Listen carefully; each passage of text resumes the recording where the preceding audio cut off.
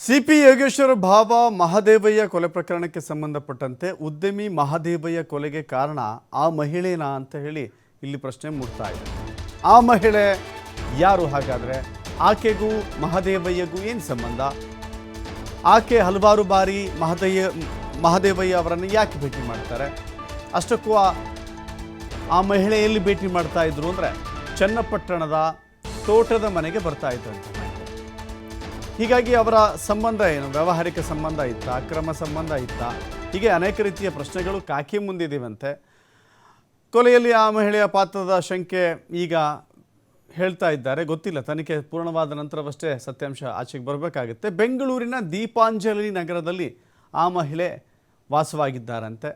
ಮಹಿಳೆಯ ಮನೆಗೆ ಹೋಗಿ ಚನ್ನಪಟ್ಟಣ ಗ್ರಾಮಾಂತರ ಪೊಲೀಸರು ವಿಚಾರಣೆಯನ್ನು ಮಾಡಿದ್ದಾರೆ. ನಿಮಗೂ ಮಹದೇವಯ್ಯ ಅವ್ರಿಗೂ ಏನು ಸಂಬಂಧ? ಎಷ್ಟು ವರ್ಷಗಳ ಸಂಬಂಧ? ನೀವ್ಯಾಕೆ ಅವರ ತೋಟದ ಮನೆಗೆ ಹೋಗ್ತಾ ಇದ್ರಿ? ಅನೇಕ ಬಾರಿ ಭೇಟಿ ಮಾಡ್ತಾ ಇದ್ರಿ? ನಿಮ್ಮ ವ್ಯಾವಹಾರಿಕ ಸಂಬಂಧ ಏನಾದರೂ ಇದೆಯಾ? ಯಾವುದಾದ್ರು ಬಿಸ್ನೆಸ್ ಮಾಡ್ತಾ ಇದ್ದೀರಾ? ಅಥವಾ ಕೌಟುಂಬಿಕವಾಗಿ ಏನಾದರೂ ನೀವು ಸಂಬಂಧವನ್ನು ಹೊಂದಿದ್ದೀರಾ? ಅಥವಾ ಬೇರೆ ಇನ್ನೇನಾದರೂ ಸಂಬಂಧವನ್ನು ಹೊಂದಿದ್ದೀರಾ? ಈ ರೀತಿ ಅನೇಕ ಆಯಾಮಗಳಲ್ಲಿ ಅವರನ್ನು ಪ್ರಶ್ನೆ ಮಾಡ್ತಾ ಇದ್ದಾರೆ.